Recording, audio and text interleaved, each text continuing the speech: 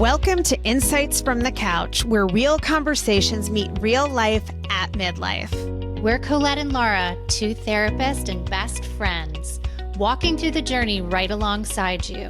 Whether you're feeling stuck, restless, or just unsure of what's next, this is a space for honest conversations, messy truths, and meaningful change. And our Midlife Masterclass is now open. If you're looking to level up, get into action, and make midlife the best season yet, go to insightsfromthecouch.org and join our waitlist. Now let's dive in. Welcome back to Insights from the Couch. We've got a great guest here with us today, couples therapist Zach Brittle. We are going to be talking about something I know I relate to. Sorry, honey. We've all been there when your partner, you get to the point where everything they're doing drives you crazy. The way they breathe, the way they chew, every interaction can lead you down a negative path. And while we all have those seasons, we don't want to get stuck there because that can be a very dangerous place for a relationship to be. So Zach's going to help us unpack a lot of that today. Zach, welcome. Yeah, thanks. Yeah, we're so glad Did you to say have sorry, honey? That's Steve, yeah? Yes, that's right. How's Steve doing? Steve is good. He was so freaked out. So Steve and I were on Zach's podcast, Marriage Therapy Radio. Yeah. And Steve never does this stuff. How'd you think he did? I thought he did great. Yeah, I thought he was great. Yeah. What'd you guys do? Did you guys do like a couples session, or was it? No, we just talked. I mean, yes, I'm the host of Marriage Therapy Radio. My premise is I interview couples all the time. And sometimes couples find me, sometimes I find couples, but my hope is that people will just get exposed to how other couples are making it work. Like, I've got a guy who is incarcerated, and part of his story is that he does not have access to healthy relationships. He doesn't know what they look like. And he just listens to Marriage Therapy Radio.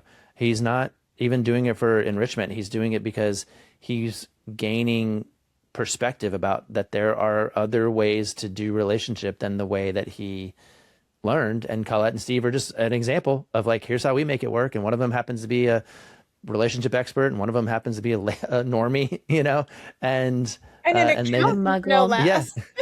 And they have to figure it out. A muggle, exactly. But I think a big problem that a lot of people get into is they get some tunnel vision about what a relationship is and how it's supposed to work. And so if they don't have examples or ideas of ways out, then it can be really overwhelming. So no, we didn't do a therapy session. We just had a conversation about what works for them, what doesn't work for them, and tricks and tips and tactics that they employ. And it was he was great. He was great. I love that. Like, what a service. People need to hear how other people do things, because you do get like stuff. Yeah, I mean, I definitely did. I didn't really even know it, but I feel like I have this really enormous privilege of sitting with couples from all walks of life who are dealing with all kinds of different things. And, by and large, a lot of them think that they're alone. They're the only ones who have this issue. Like, how could this happen to me? And I get to go, well, you're not alone, and it didn't just happen to you. And there's lots of different people who have navigated this. So there's hope. And that's what I hope the podcast does. It just lets people go, there's lots of different ways that people can make it work. Yeah, it's really cool. And it's kind of like the popularity of the show Couples Therapy on Showtime. Yeah. People are really interested in what goes on in other people's relationships. And we as therapists have the benefit of hearing what's happening under the hood with so many people and realizing there are these themes that are generalizable, but most people have no idea what other people are thinking, fearing, how they're communicating, and we don't always have good models. Yeah. Yeah. So, okay, so let's get into it, because, there are a lot of things that are happening with couples, but we know from the research that couples really get in the danger zone when there are certain signs present, when contempt takes hold, and when we get into negative sentiment override. So maybe you could start by explaining to our listeners a little bit about what that is that we're looking for as couples therapists. Yeah. So that language that you're using is primarily connected to a large body of research that was conducted by Dr. John Gottman. So he's like the world's best, I don't know, he's not quite the world's best therapist, but he's the world's most revered or respected or well-known researcher around relationships. And so he actually right now will tell you that he's a researcher, mathematician, scientist. He did not begin his career with any interest at all in helping people. He just wanted to know what worked and what didn't work. And so he created this series of this like decades long body of research that ultimately correlated behaviors that were consistent among couples that were staying together, and then behavior that was consistent among couples that were breaking up. He got famous for being able to predict divorce. Yeah. And so everybody got excited about this. Oh, it can predict divorce. It can predict divorce. And part of what was on the list is this set of behaviors, including contempt, which I actually think is the most important one to talk about because it's the most toxic. And they're called the Four Horsemen of the Apocalypse. And there's three others: defensiveness, criticism, stonewalling. I actually think there's a redeeming value in all three of those. I think the world needs defensive people. I think stonewallers are typically doing the right thing, which is exiting a situation that if they stay in it, it's going to get worse. And, I want critical people in my life who can look at the world and see that it's broken and they come up with solutions. The problem with all three of those is that when they show up in non-relational ways, it's really damaging. So as a defensive person myself, I can definitely lobby for how important I think it is for the world to have defensive people, but I also have to be relational in that process. Right. Contempt is the one outlier. Like there's no relational benefit to contempt. Yeah, it's brutal. Contempt is a decision, and I think it is a decision, conscious or unconscious, to decide or to believe that you're better than someone. You're better than your partner. You're better than them because you're a man. You're better than because you make more money. Maybe you're better than them because you're a therapist. Maybe you're better than them because you're more evolved.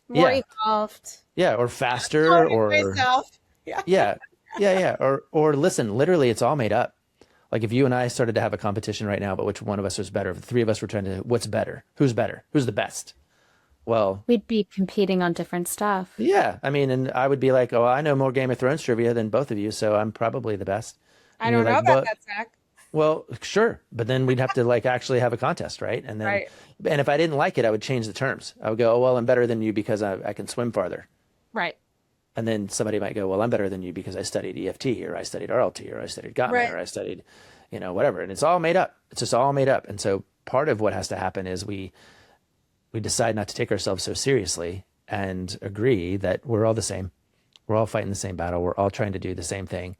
You mentioned it a little bit earlier. All these couples therapy methodologies are aiming at the same thing: is how do we experience more intimacy at the end of the day with the person that we've chosen? And that's hard to do when one or both of you has any form of contempt.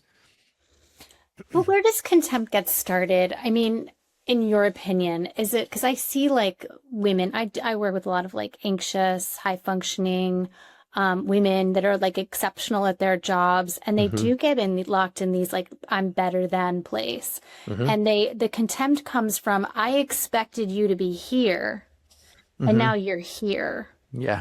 And they think that until the person in their life performs at that level, it's very hard for them to give love.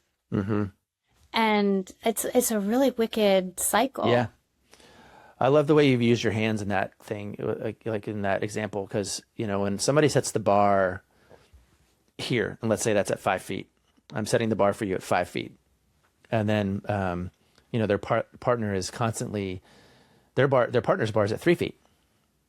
Like it might be like, I'm good. I'm good with 3 feet. That's 2 feet of like opportunity for resentment.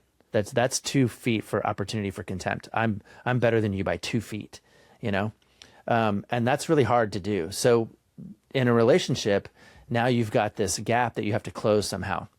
So either, let's say it's he has to raise his bar another 2 feet, or she has to lower hers of 2 feet, or they have to close the gap together by him saying, I'm going to step up in these kinds of ways. And she's going to go, well, I'm going to get over myself in these kinds of ways. Yeah. And we could flip it over easily enough, right? Like could say he and she and she and he, or she and she and she, whatever. Like I'm not talking, this is not gendered. This is like when I've set my bar for you higher than you've set it for yourself, we now have a problem. What I usually describe for people, and the aspiration I try to give them is, let's say, fine, she sets her bar at 5 feet. What I try to do is go, that's cute. Well, my bar is at 6 feet. So I'm going to clear your bar easy because my bar is actually a foot higher than yours. And so when they can learn how to like step up in ways that help them kind of exceed their partner's expectation, not meet it, because meeting it is just like settling for their demands, but to go, no, look, I've got ways that I want to thrive and show up in this relationship, and they're actually more impressive than yours. Now I've got an extra foot because her bar's at 5 and mine's at 6. I've got an extra foot of leverage that we can use to cushion the hard parts of the relationship. And that's a hard thing to teach people because, again, we're all measuring on different criteria. She could say, I want your bar here. And he goes, but what about all this other stuff I'm doing over here? And that has to become a negotiation in good faith between two people who want the same thing, which is for this relationship to work, even though we're really different.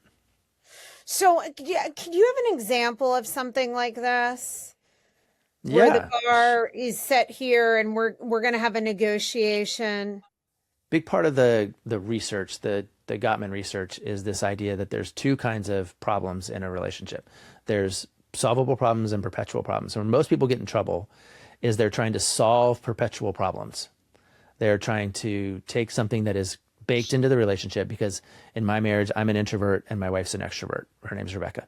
And, if we had a referendum on the quality of our relationship every time we go to a party, it would look pretty bad.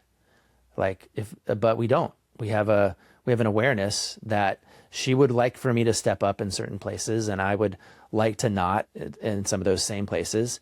So, with the way we've negotiated it, is it's almost like a case by case basis, because I'm never going to be the guy that she wants on her hip at the party, naturally. Mm-hmm. Oh, hey, how are you doing? And it's good to see you. And how are your kids? And blah, blah, blah. I'm not going to do that. I'm not good at it. Unless she says, I need you to do it tonight.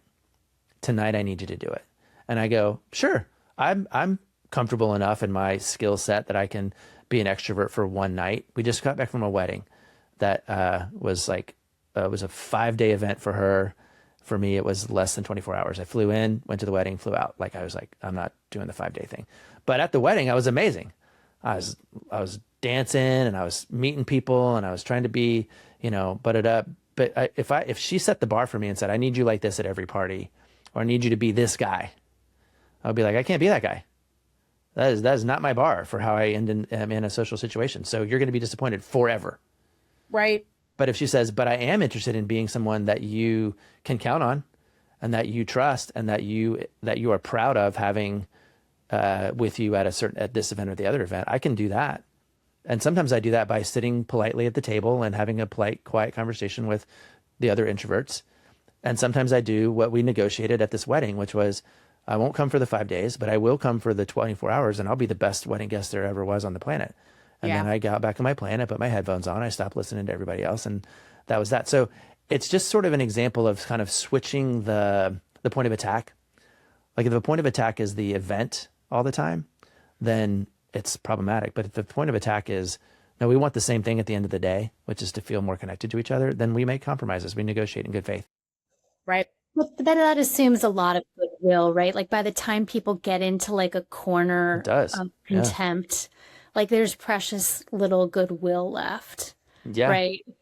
Of let me actually exceed your expectations. Or feel demoralized by feeling constantly criticized, not accepted as you are, never making the person happy.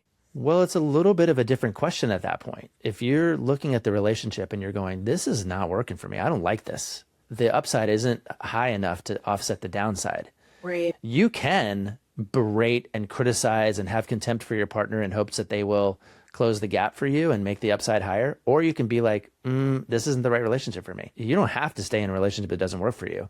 But to these people who are showing up with contempt to try and solicit the change that they want, I always have just one question, which is, does it work? Yeah. Your contempt and your complaining and your anxiety and your criticism, does it work? No. Oh, well, maybe we should try a different strategy. Or why don't you just not be with this person? That's allowed.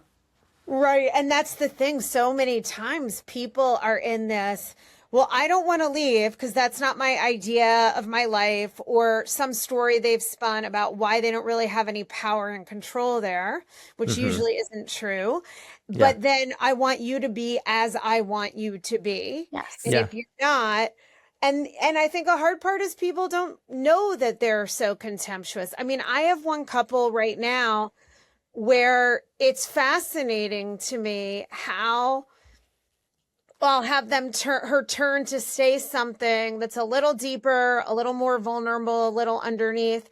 And every time she swings back, it is, I mean, this is common in and of itself, but the degree of vitriol, the contemptuousness, the mocking, the sarcasm, it's fascinating to behold even in a session. And of course, I got to get in there with that. But yeah, I don't think people realize a lot of the time that they're steeped in this contempt. So yeah. Are there some signs you help people with for our listeners who don't have the benefit of being in the office with us, that they may be treading into this territory? Well, you said something a little bit earlier that I think is actually pretty fascinating. I had this similar experience. It's this idea of my partner's driving me crazy.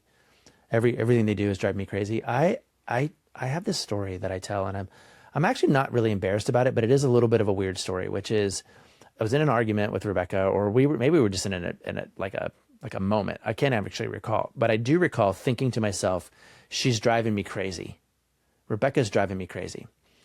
What happened next, I don't know how to explain to you that this really happened to me, but what really happened to me was a little cartoon bird landed on my shoulder, like a little, like a Tweety bird, but it wasn't Tweety. In fact, I think it was blue. And the bird said, part of Rebecca's driving part of you crazy. Mm-hmm. And as soon as I heard that, my whole world exploded, because all of a sudden I had options. The one option I had was to decide whether or not I wanted to focus on the part of her that was driving me crazy. I could decide. I could go she is being a real pain in my ass right now. Or I could pick a different part to focus on. I could focus on a part of her that looked really cute in those jeans, or I could focus on the part of her that was being brave that afternoon, or the part of her that was a really great mom or something. I could focus on that part, and I had more choices. What was more interesting to me, though, is that I had this other option, which was, could I focus on it from a part of me that was other than the part being driven crazy? There was a part of me that was being driven crazy, and could I check in and see if anybody else was available and be like, anybody else available? Because crazy person isn't going to handle this very well. Then all of a sudden I had new options. So when contempt has taken hold, if that's part of who you are, if your bias is I'm contemptuous toward the world, you got problems. You got more problems than the guy who's driving you crazy or the girl who's driving you crazy. But if you can go, wow, part of me's really feeling some contempt right here. Part of me's really and you could check in with whether or not you wanted that guy to run the show. Do I want that person to be in charge right now? I usually don't. It makes me feel gross.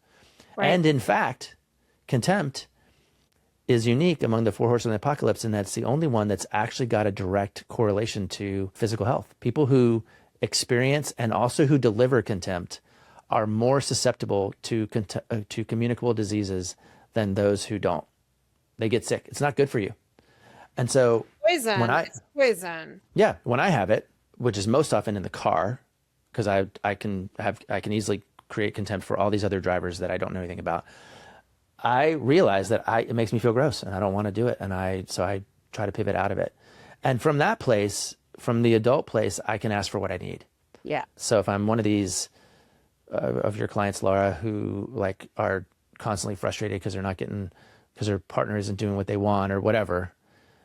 Part of what they need to learn how to do is ask for what they need in a way that their partner can hear, and then their partner can respond to.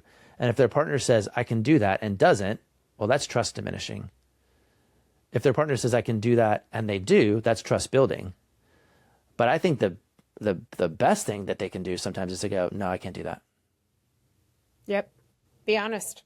Yeah, I can't do that, because that's also trust building. Yeah, right. Yeah. Exactly. You know? We're not going to get all our needs met, but you have to have the conversation. And this is contempt is so often built up from things that aren't expressed, those hard conversations that haven't been had. I mean, I don't feel like this is my lens with the world. And it's certainly not the way I operate in my current marriage. But in my first marriage, before I got divorced, contempt had really set in, and I could feel it actively poisoning me. I didn't feel like I was myself. I remember one time making dinner and my kids were in there like little high chair seats at the table. They were really little. And I had so much contempt for my ex-husband, who was my husband at the time. I remember I was making filet mignons, and I had this, just like you had the bird, I had this image of taking the filet like a hockey puck and flinging it and watching it reverberate off his face. Yeah. Yeah. And I mean, well, like, and you didn't do that.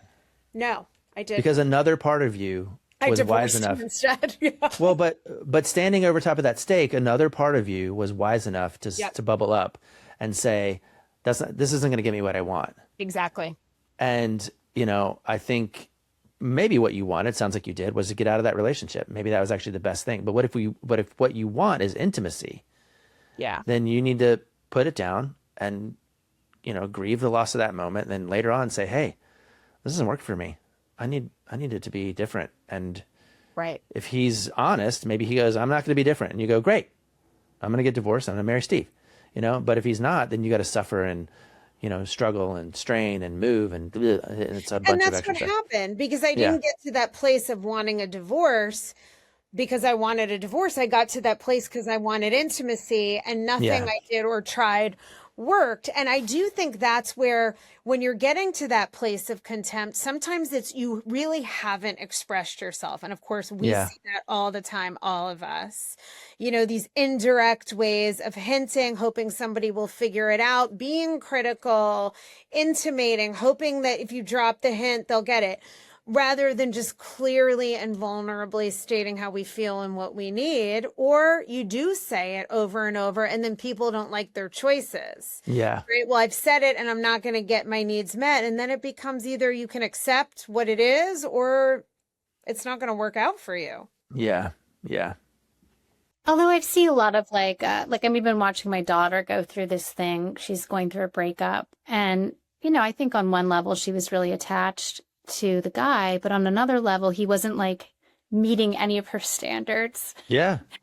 And she killed herself to try to get him to like meet her standards. Yeah. And then when he didn't or wouldn't or couldn't or some variation thereof, the relationship became this big struggle to get one another to behave. Yeah.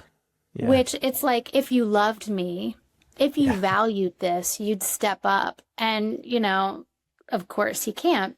So it's like one part of her still is dying to like win this. Yeah. And, even that language, right, is it's grandiose language. If you did this, then, and that's made up, right? Like she's made that up. This is what love looks like. Yes. If she can learn how to say, and I'm not trying to counsel your daughter right now, but part of what we need to learn how to say is, this is what I need in order to feel safe. This is what I need in order to feel open to more deep connection. This is what I need to feel open sexually. Like, exactly. This is what I need, not this is what you should do. Yep. Or if you did this, then that is not a place that intimacy can thrive. And then implicit in some of that is like, that I hear from not just my daughter, but other women, but if you valued me enough, you would. Mm-hmm. Like that. Fantasy. Yeah, that's the fantasy, is like, that's made up. I've expressed my needs. If you valued me enough, you would. And so then it becomes a self-worth thing. Yeah. I wonder what the other side of that is. The other side is something like, I value myself enough to know that I need this in a relationship. And if you can't do that, please just be kind enough to let me know, so that I don't have built my whole, you know what I mean? Like, it does take a adult mind to do that, but it is the right thing to do. But that's a huge reframe. That is a huge, powerful reframe, is instead of love should be like this, if you don't do it like this, you're not good enough, you're wrong, or you don't care about me enough. And instead of, from the seat of power and agency and self-love, saying, hey, this is what I need to feel safe. And right, it's not a pressured thing. It's either you can work with this with me or you can't. And if you can't, be honest with me. And then I have the power to make my choices. Yeah, it's an interesting one, because I think people get this sometimes when I start talking about sex. And like in sex itself, if you're having sex with somebody and they say, oh my God, right there, faster, right there. Do you know what you do? You go faster. Like, that's what you do. You're a good lover. You want to help them feel the pleasure that they're telling you that they feel. I guess I'm not a good lover, because I'm like, wait, what? I don't know what do you do? Yeah. at the same time, male female thing. Okay. Yeah. Well, I mean, I imagine you would, right? If I'm like faster, you're gonna you're gonna respond to that, you know. And also, if I say "ouch," right? Yeah. Ouch, you're unless you're intending to harm me, you're gonna go, oh, sorry, I'll do this other thing. Right. And I think people get excited about like I'm a good lover, or maybe they want to be a good lover. Or they just feel like it's something they should do. Somehow we don't do that in like the emotional space for people. So true. So if your partner can say, hey, when you do this, it makes me feel amazing. That feels great. Please do that more. And I go, yeah, I'll do that more. And then if I can go, ouch. If they don't go, well, sorry, that's just how I am. If they go, sorry, that's just how I am. Sorry, I'm Italian. That's what Italians do. I go, oh, well, that's not a person who's all that interested in making you feel good. So maybe that's not your partner. I mean, Italians are very loving and interested in making you feel good. Just saying. No, I'm kidding. But it's a great point. It's a great point, right? Is that we're not responsible for this other person's feelings or needs or their happiness, but we are supposed to be responsive in healthy partnerships. Yeah. And if someone is saying, ow, this hurts me, in a healthy dynamic, you care about that. You're not just like tough shit. Well, and you're also not in bed going, well, if you loved me, you would do it this way instead of that way. Right. You know, usually, because I mean, in this case, we're talking about something that's very embodied. Yep. And I'm also talking about people who are like aware of how sex works. I mean, there's plenty of people who aren't attuned enough to their own bodies or their own sexuality. Like I get that part. I'm not trying to make this a blanket statement, but when you're working on being good lovers, part of that includes being responsive to and responsible for the way that you show up, in this case, in bed with someone, you know? And I think it's not all that different. If you're interested in being a good lover in the kitchen, it's learning how to hear people say, I would like more of this, and ouch, that doesn't feel so good, you know? More butter, less salt. Yeah. Yeah, but in Gottman's work, you know, with negative sentiment override, what's the golden ratio? It's like you have to have 5 positives for every 1 critical negative interaction. I mean, that's in relationships that move fast. Yeah, the ratio floats around a little bit, and it's actually hard to measure, but conceptually, we all understand it.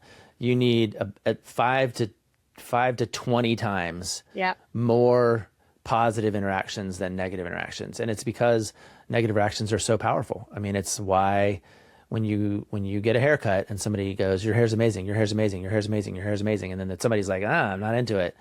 You remember that person way more than you remember. And this is why internet trolls have so much power. It's why, you know, people who, you know, are on time 15 times in a row, but late the one time get in trouble. I mean, so part of it is really, I mean, almost being obnoxious about driving up positive sentiment as a way to protect the relationship from the rest. I mean, the whole thing about positive and negative sentiment override scientifically is there is an imaginary line that is a positive sentiment line.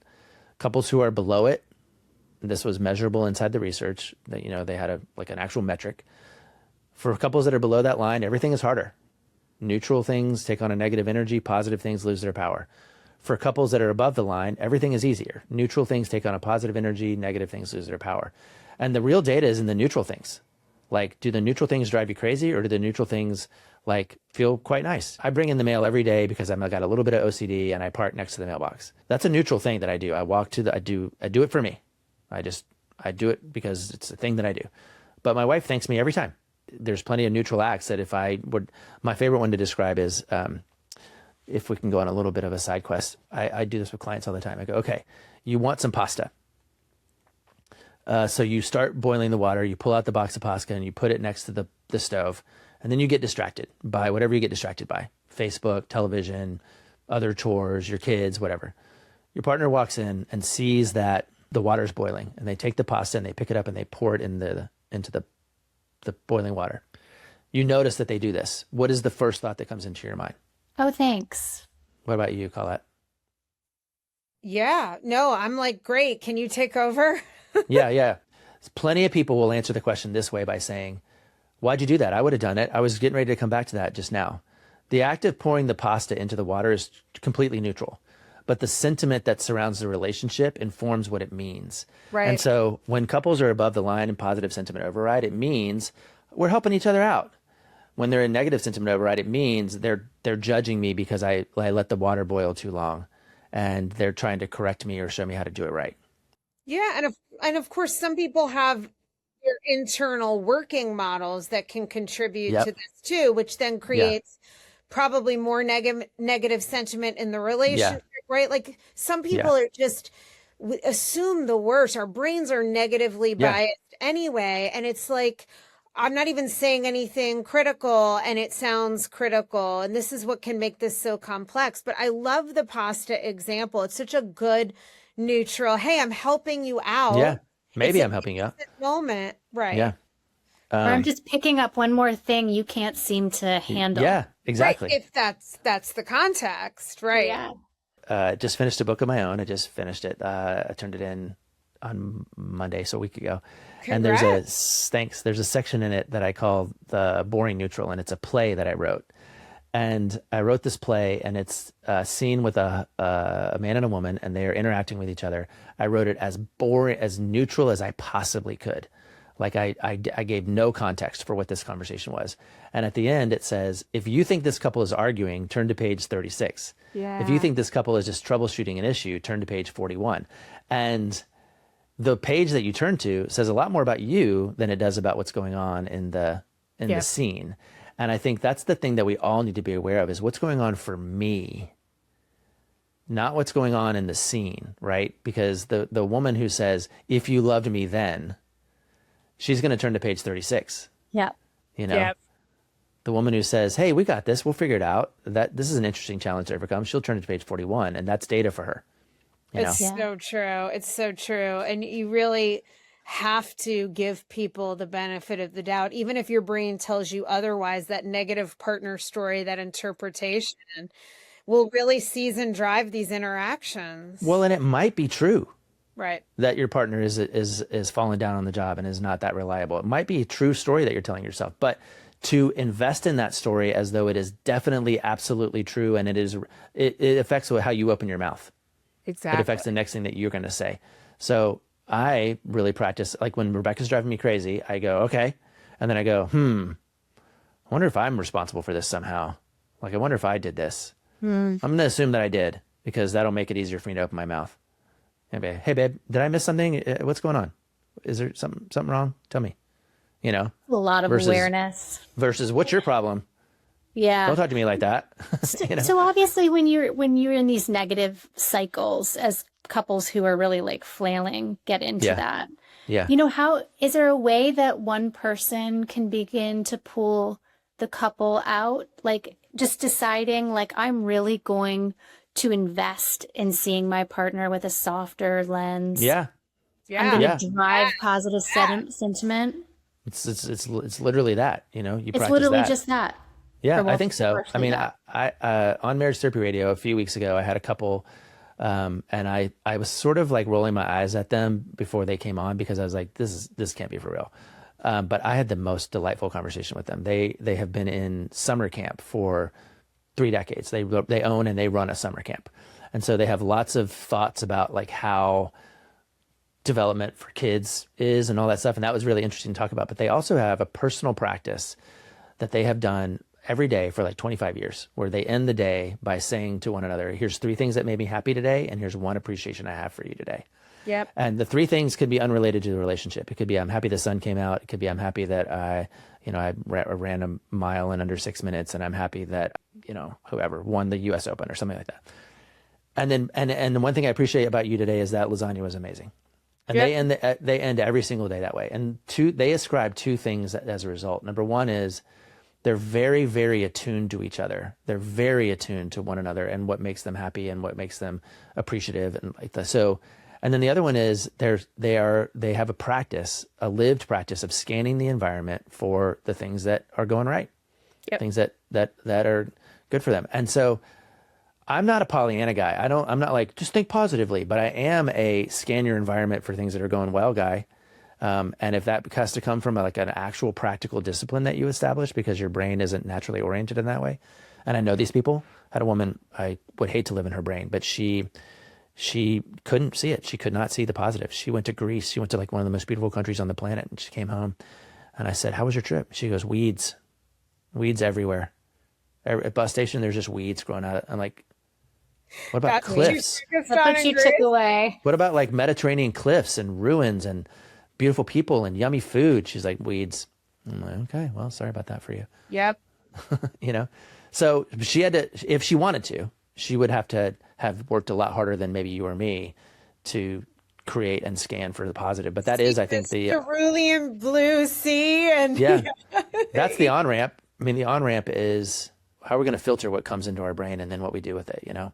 Well, that is the mic drop moment to end on. It's really true. Scan your environment for the positive. This is not toxic positivity or pretending things don't bother you, but it is being really conscious.